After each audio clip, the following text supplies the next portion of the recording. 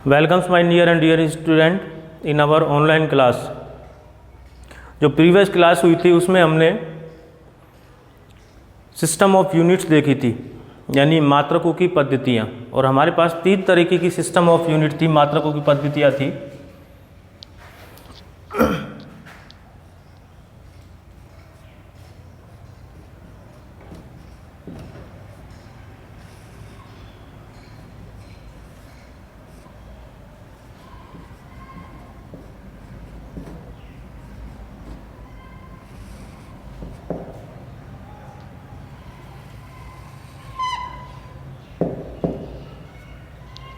देखें,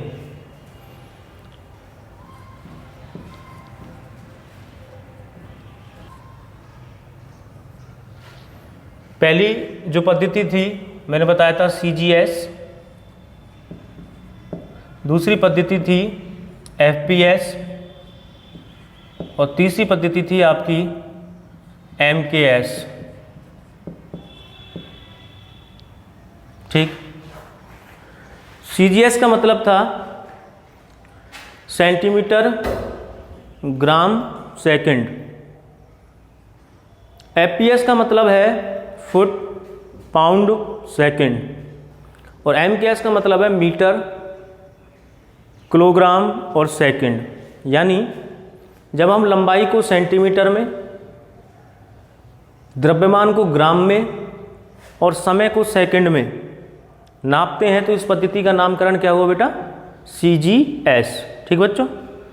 जब हम लंबाई को, लेंथ को फुट में, द्रव्यमान को पाउंड में और समय को सेकंड में नापते हैं तो पद्धति का नाम हुआ FPS। जब हम लंबाई को मीटर में, द्रव्यमान को किलोग्राम में और समय को सेकंड में मेजर करें तो नाम होता है MKS। ठीक बच्चों।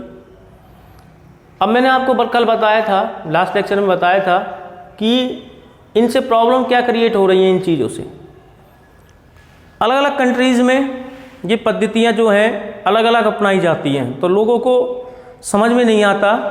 जैसे कोई कहीं जा कर के पाउंड को कहे या इंडिया में आकर पाउंड कहे, इंडिया में पाउंड प्रचलित ही नहीं है, तो लोग समझ नहीं पाते हैं। उस प्रॉब्लम को दूर करने के लिए एक ऐसा सिस्टम बनाया गया जो सब जगह सर्वमान्य हो, सब जगह जिसको अपनाया जाता है, और उस पद्धति का नाम होता है SI पद्धति, SI system, international system of units, अंतर्राष्ट्रीय पद्धति।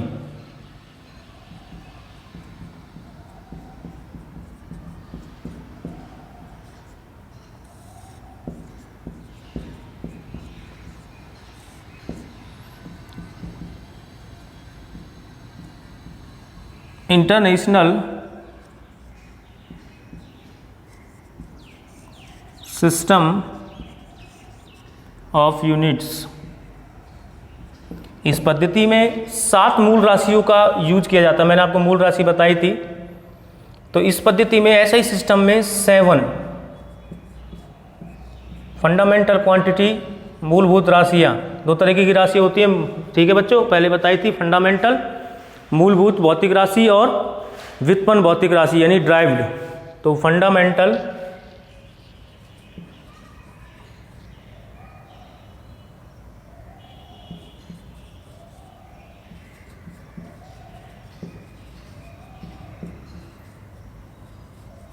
क्वांटिटी 7 होती हैं। इसमें कौन कौन सी होती हैं? 3 तो बेटा ये MKS वाली होंगी, यानी लेंथ को, लंबाई को नापेंगे मीटर में,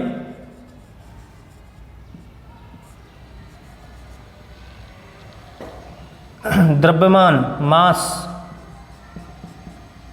को नापेंगे किलोग्राम में,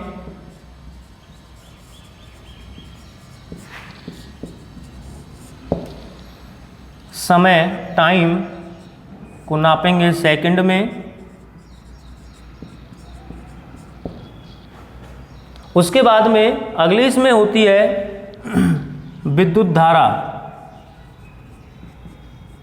इलेक्ट्रिक करंट, जिसको नापते हैं एम्पियर में।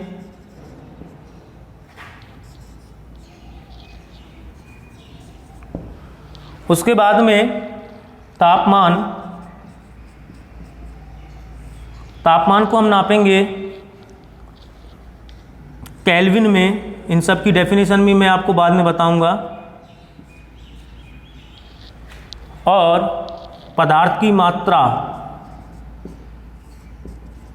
क्वांटिटी ऑफ मैटर, इसको हम नापेंगे मोल में। ठीक।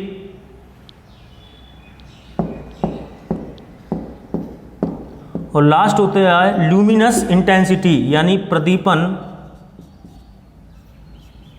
तीव्रता। इसको आप चमक भी कह सकते हैं। इसको नापते हैं कैंडेला में।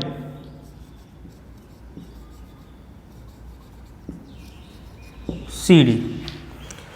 तो 7 फंडामेंटल क्वांटिटी इसमें यूज की जाती हैं। लंबाई को मीटर, द्रव्यमान यानी मास को किलोग्राम, समय सेकंड, विद्युत धारा करंट यानी इलेक्ट्रिक करंट एम्पियर में, तापमान को केल्विन के से डिनोट करेंगे, पदार्थ की मात्रा को मोल, केमिस्ट्री में मोल कंसेप्ट पढ़ाया जाता है, और प्रदीपन तीव्रता जिसको हम चमक भी कहते हैं, इसको मेजर करते हैं हम कैंडेला में। इन सब की आपको मैं डेफिनेशन बताऊंगा। समझ में आई बात? और वो डेफिनेशन में मैं कुछ कर नहीं पाऊंगा, वो आपको लर्न करनी पड़ेगी, याद करनी पड़ेगी, क्योंकि वो डेफिनेशन जो है जिसकी टीम ने बैठ करके जो है वो डिसाइड की है। ठीक बेटा, तो ये हमारे पास में 4 पद्धति हो गई। इन 3 पद्धतियों के बाद में ये जो चौथी जो सिस्टम है उसकी आवश्यकता क्यों पड़ी? ठीक बच्चों, क्यों पड़ी? क्योंकि कन्फ्यूजन क्रिएट होता था। कहीं पर FPS को अपनाया जाता है, कहीं पर CGS को अपनाया जाता है, कहीं पर MKS को अपनाया जाता है। तो इस कन्फ्यूजन को मिटाने के लिए मात्रकों की एक ऐसी पद्धति को अपनाया गया, इंटरनेशनल सिस्टम को बनाया गया, अंतर्राष्ट्रीय पद्धति को बनाया गया, जिसमें ये कन्फ्यूजन मिट जाए, जिसको सभी जो है मान्यता दें, सभी इसका यूज करें। ठीक। अब एक इम्पॉर्टेंट बात सुनिए।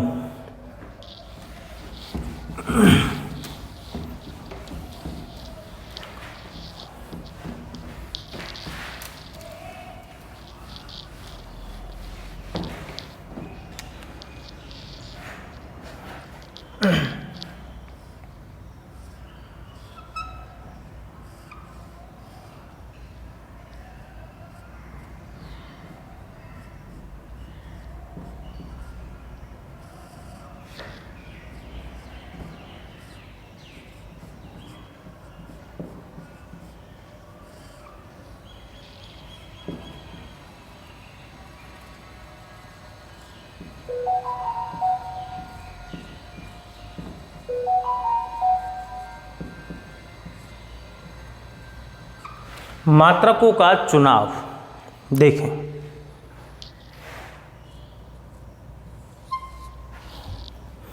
मात्रकों के चुनाव से मेरा मतलब क्या है?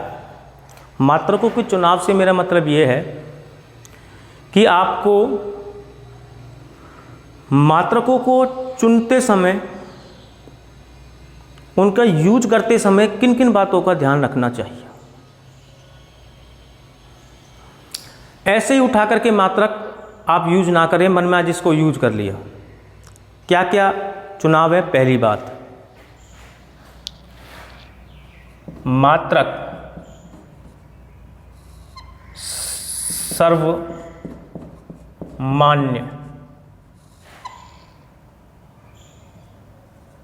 हो। ये सर्वमान्य क्या चीज है सर?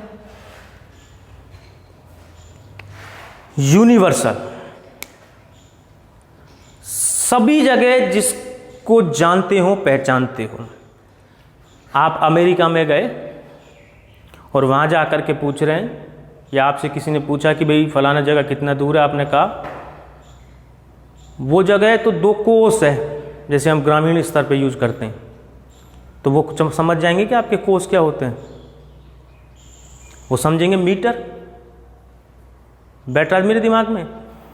तो ऐसा मात्रक यूज ना करें। भाई मुझे कपड़ा खरीदना है, आपने दुकानदार से कहा कपड़ा दे दे भाई, चलो इंडिया में आज भी चलो मानते हैं, आपने कहा उसको मतलब 10 हाथ दे दे, समझ में बेटा? तुम अपने हाथ को यहाँ से ऐसे गिन के ले गए हो, 10 हाथ, उसका हाथ है इतना सा, इतना सा, तो आपके 10 हाथ और उसके 10 हाथ से ठीक हैं क्या?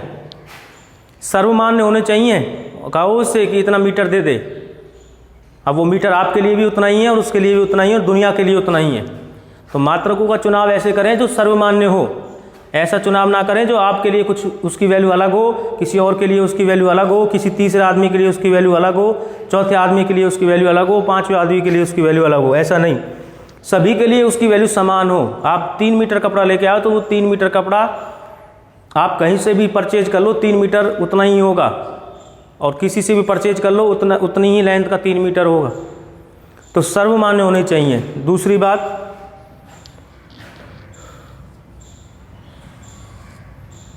मात्रक उचित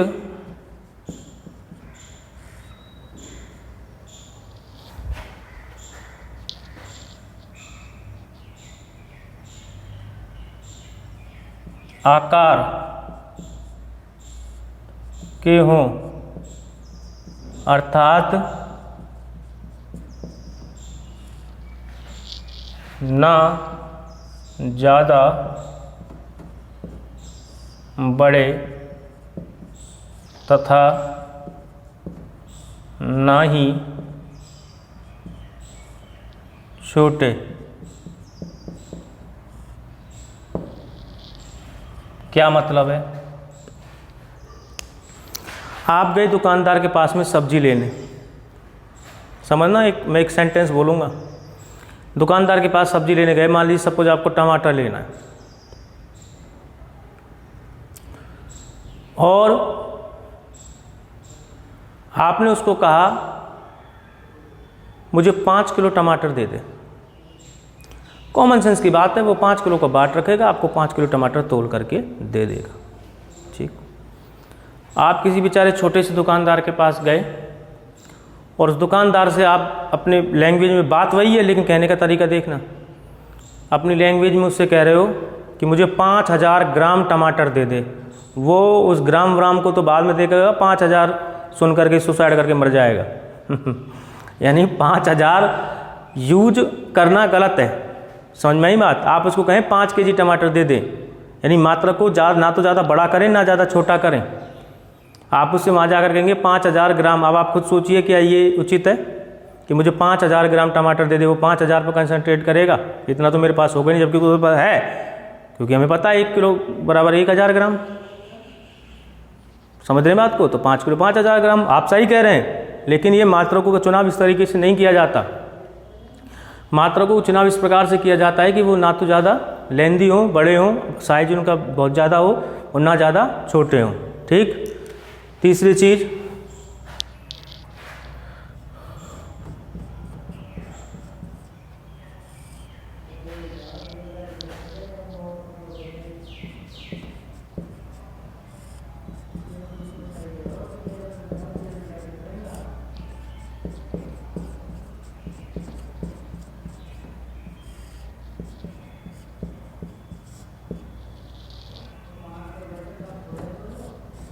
मात्रक समय के साथ परिवर्तित नहीं हो। यानी समय के साथ कैसे परिवर्तित नहीं हो? आपने एक लोहे का टुकड़ा लिया, उस लोहे के टुकड़े को नाप करके और अपना एक मात्रक बना लिया कि ये 1 मीटर का टुकड़ा है। अब जब भी मुझे नापना होगा कोई चीज़ तो मैं इस टुकड़े से नाप लूँगा। जैसे मुझे 1 मीटर चाहिए तो इसको एक बार रख लेंगे, 2 मीटर चाहिए तो इसी टुकड़े को हम 2 बार रख लेंगे। तो आपको समझ में आ गया कि ये मेरा एक मात्रक मैंने बना लिया और उसको आपने रख दिया। समय गुजरता गया, केमिकल रिएक्शंस हुई, उसमें जंग लग गई। अब जंग लग गई उस मात्रक में तो वो घिसना स्टार्ट हुआ। समझ में आई बात? आप उसी को यूज करे जा रहे हैं, वो समय के साथ बदल चुका है, वो 1 मीटर कहाँ रहा। आप स्केल यूज करते हैं बेटा, एक अच्छा एग्जाम्पल मैं आपको बताता हूँ।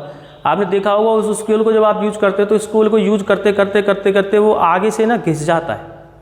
जब आप उसको मेजर करते हो तो उसमें 0.12% की थोड़ी बहुत एरर आती है। समझ में आई बात? लेकिन आपका उस वजह से मात्रक तो डिस्ट्रॉय हुआ, खराब हुआ। तो ऐसे मात्रकों को यूज ना करें। मात्रक का चुनाव ऐसे करें कि वो समय के साथ बिल्कुल एक ऐसा मेटल हो जो समय के साथ बदले नहीं। बैठा दिमाग में, जिसका मान समय के साथ एक जैसा ही रहे, ताकि आपको मेजरमेंट करने में, मापन करने में किसी तरीके की कोई परेशानी का सामना नहीं करना पड़े। बैठा दिमाग में, ऐसा मात्रक आप चूज करेंगे तो समय के साथ बदले नहीं। फोर्थ, मात्रक को पुनः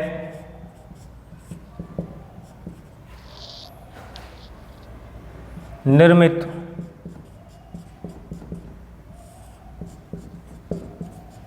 किया जा सके। इसका क्या मतलब है? मात्रक को पुनः निर्मित किया जा सके मतलब दोबारा उसको रिकंस्ट्रक्ट किया जा सके, दोबारा बनाया जा सके।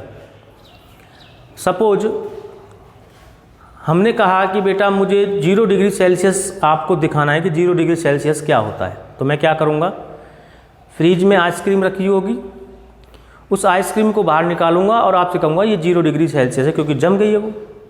जब ठीक है, तो 0 डिग्री सेल्सियस है ये, अभी इसका जो टेम्परेचर है इस आइसक्रीम का वो 0 डिग्री सेल्सियस, ये जम चुकी है। अच्छा, आप भागे भागे गए, अपने भैया को बुला के लाए कि सर 0 डिग्री सेल्सियस दिखा रहे हैं। जितनी देर में आप आते हो वो आइसक्रीम मेल्ट हो गई, पिघलना स्टार्ट हो गई, अब वो 0 डिग्री सेल्सियस नहीं रही। अब आप कहोगे सर दोबारा दिखाना 0 डिग्री सेल्सियस क्या होता है, तो मैं कहूँगा वो तो मेल्ट हो गई। पुनः निर्मित किया जा सके, अब मैं उसको दोबारा कैसे बनाऊं? अब आपका क्वेश्चन होगा कि सर आप दोबारा उसको जमा लीजिए, आप उसको दोबारा जमा लीजिए। तो आप उसको पुनः, उस टाइम की बात कर रहा हूं मैं, बैठा दिमाग में आपको मेरा, उस टाइम पर मैं इसको कैसे बनाऊं, वो तो मेल्ट हो गई। बैठा दिमाग में, लेकिन आपने क्या किया, कोई स्केल लिया, मैंने कहा उस स्केल में मुझे 1 सेंटीमीटर दिखाना है, मैंने आपको 1 सेंटीमीटर दिखा दिया। अब सपोज वो स्केल टूट जाता है, बैठा दिमाग में, तो उस स्केल को उसी टाइम पर मुझे निर्मित करना है, तो मैं क्या करूंगा, टूटे भाग को अलग करने के बाद में आगे में जो सेंटीमीटर बच रहे हैं उसको दिखा दूंगा कि ये 1 सेंटीमीटर है। जरूरी नहीं मैं स्टार्टिंग पॉइंट से सेंटीमीटर, आप समझने की कोशिश करें मैं क्या कहना चाह रहा हूँ। स्टार्टिंग पॉइंट से ही ये स्केल है, इसमें 1 सेंटीमीटर, 2 सेंटीमीटर, 3 सेंटीमीटर, ये यहाँ से टूट गया, इसके सपोज टूट गया, और वो एक अलग चीज़ है कि सर आपने जलाई दिया ये, नो, तो यहाँ से ये टूट गया है। आपने कहा 1 सेंटीमीटर में, आपको ये 1 सेंटीमीटर यहाँ से दिखा रहा था, ये 1 सेंटीमीटर है, सपोज ये यहाँ से टूट गया, तो मैं दोबारा निर्मित कर लूँगा, मुझे क्या प्रॉब्लम आ रही है, मैं इस 1 सेंटीमीटर को दिखा दूंगा उसी टाइम पर। मेरा कहने का मतलब है दोबारा अगर उसको बनाया जा सके ऐसा आप मात्रक यूज करें। वो आइसक्रीम मेल्ट हो गई है, आप बहुत बड़ा लॉन्ग प्रोसेस है, आप दोबारा उसको जमाएंगे, उसके बाद बताएंगे कि ये 0 डिग्री सेल्सियस। समझ रहे हैं बात को? उसी टाइम पर आप उसको दिखा दें, दोबारा तुरंत निर्मित आप उसको कर सकें, पुनः निर्मित किया जा सके मात्रक।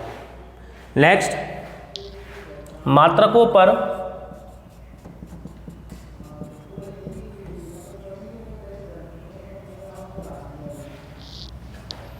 भौतिक परिस्थितियां, फिजिकल कंडीशंस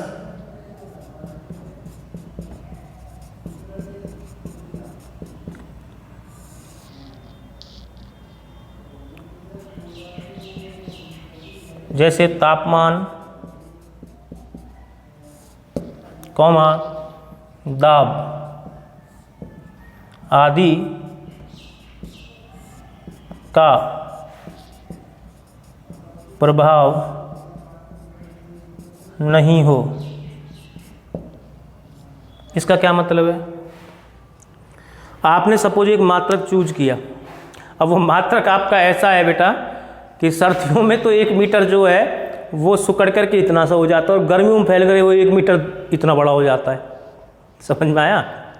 तो ऐसा मात्रक आपको चूज नहीं करना है जो टेम्परेचर वगैरह से इफेक्ट हो जाए, यानी जैसे ही टेम्परेचर बढ़ा तो उसकी वैल्यू कुछ और आए, टेम्परेचर कम हुआ उसकी वैल्यू कुछ और आए। ऐसा मात्रक जो है हमको चूज नहीं करना है, उस पर किसी भी भौतिक परिस्थिति का किसी तरीके का कोई प्रभाव नहीं होना चाहिए। तो मात्रकों का ये एक सिलेक्शन है, मात्रकों का चुनाव है। उस चुनाव को करते समय हमें किन किन बातों का जो है ध्यान रखना चाहिए, किन किन बातों को जो है हम जहन में लाएं जब हम मात्रकों का चुनाव कर रहे हैं तो उसमें पहली बात थी कि वो इंटरनेशनली एक्सेप्टेड हो। इंटरनेशनली एक्सेप्टेड मतलब सब जगह उसको लोग जाने। ऐसा मात्रक, ऐसा शब्द, ऐसा वर्ड आप यूज ना करें, सॉरी ऐसा मात्रक आप यूज ना करें जो एक पर्टिकुलर एक सोशल एक मतलब एक सामाजिक रूप से ही उसको एक बिल्कुल भिन्न एक समाज है जो ही उसको जानता है और बाकी के लोग उसको जानते ही नहीं हैं। तो ऐसा मात्रक आप यूज ना करें। मात्रक उचित आकार के होना चाहिए। ऐसा नहीं आप किसी मात्रक को इस तरीके से बोल रहे हैं कि वो बड़ा अजीब सा महसूस हो रहा है उसको, तो चुनाव ऐसे करें कि वो ज़्यादा ना तो बड़ा हो ना ज़्यादा छोटा हो। ठीक, मात्रक जो हैं वो समय के साथ परिवर्तित नहीं होने चाहिए। समय के साथ उनका ऐसा नहीं जैसे कोई आपने लोहे लिया, लोहे का 1 मीटर बना के रख दिया, कुछ दिन बाद वो केमिकल रिएक्शंस हो गए, जंग वगैरह लग गई हैं, वो मात्रक जो है उसका आकार बदल गया है। ऐसा लें कि आपका मात्रक अगर ख़राब भी हो जाए तो आप तुरंत उसको रिकन्सिट्रेट कर सकें, उसको दोबारा बना सकें। मात्रकों पर फिजिकल कंडीशंस का कोई प्रभाव नहीं होना चाहिए, जैसे टेम्परेचर, प्रेशर, इन चीज़ों से मात्रक की जो वैल्यू है वो चेंज नहीं होनी चाहिए। ऐसा नहीं हो कि मौसम बदले, तापमान बदले तो आपके जो मात्रक है वो चेंज हो जाए, उन पर किसी तरीके का कोई प्रभाव नहीं होना चाहिए।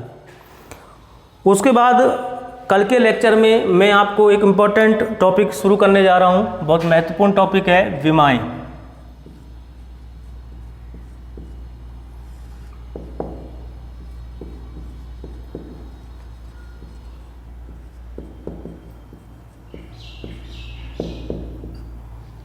क्या शुरू करने जा रहा हूँ? विमाएं। क्या होती है विमाएं? थोड़ा सा आइडिया मैं आज दूंगा आपको, बाकी शुरू से मैं आपको कल ढंग से उसको हम दोबारा पढ़ेंगे, लेकिन फिर भी मैं एक आइडिया देके जा रहा हूँ।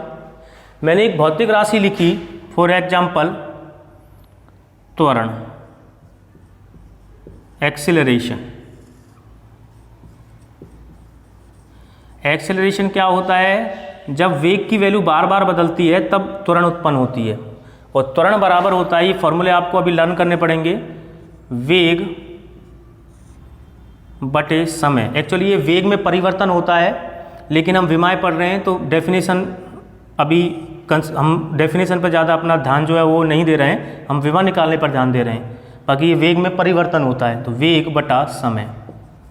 ठीक, अगली बार वेग क्या होता है? वेग होता है सर विस्थापन बटे समय, या हम विमाएं पढ़ रहे हैं तो आप दूरी बटे समय भी लिख सकते हो, दूरी बटे समय।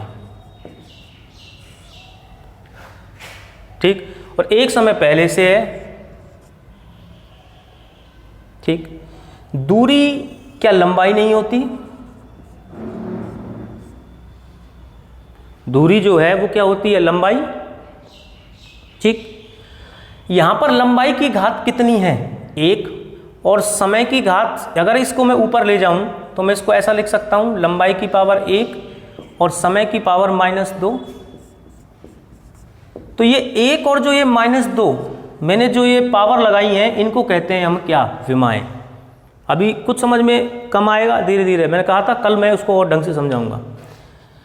मैंने एक्चुअली किया क्या है, ये एक व्युत्पन्न राशि है, ड्राइव्ड क्वांटिटी है, जो किस किस पे डिपेंड कर रही है? वेग पर और समय पर। अगेन वेग एक कैसी राशि है? व्युत्पन्न राशि है, जो किस किस पे डिपेंड कर रही है? दूरी पर और समय पर। लेकिन ये दोनों ऐसी राशि हैं जो किसी पे डिपेंड नहीं करती, यानी ये मूलभूत भौतिक राशि। मैंने एक व्युत्पन्न भौतिक राशि को मूलभूत भौतिक राशि में चेंज कर दिया, और चेंज करने के लिए मुझे मूलभूत जो राशियां हैं ये, इन पर क्या लगानी पड़ी? घात। उन घातों को कहते हैं विमाएं। जब आपका उद्देश्य व्युत्पन्न राशि से मूलभूत राशि बनाना हो तो आपको उन मूलभूत भौतिक राशि पर पावर चढ़ानी पड़ती है, घात चढ़ानी पड़ती है। समझ में आई बात? उन घातों को हम नाम देते हैं विमाएं। बेटा एक छोटा सा मैंने आपको एक आइडिया दिया है कि विमाएं क्या होती हैं, बाकी इसको हम कल पढ़ेंगे कि एक्चुअल में विमाएं क्या हैं। बेटा दिमाग में तो व्युत्पन्न राशि को किस में चेंज करना है हमको? मूलभूत भौतिक राशि में। तो क्या चढ़ानी पड़ेंगी? मूलभूत भौतिक राशि पर पावर चढ़ानी पड़ती हैं, घात चढ़ानी पड़ती हैं। उन घातों को हम कहते हैं विमाएं। बैठा दिमाग में? तो ये टॉपिक थोड़ा सा लेंथी है, कल से हम इसको और अच्छे से स्टार्ट करेंगे। Thank you.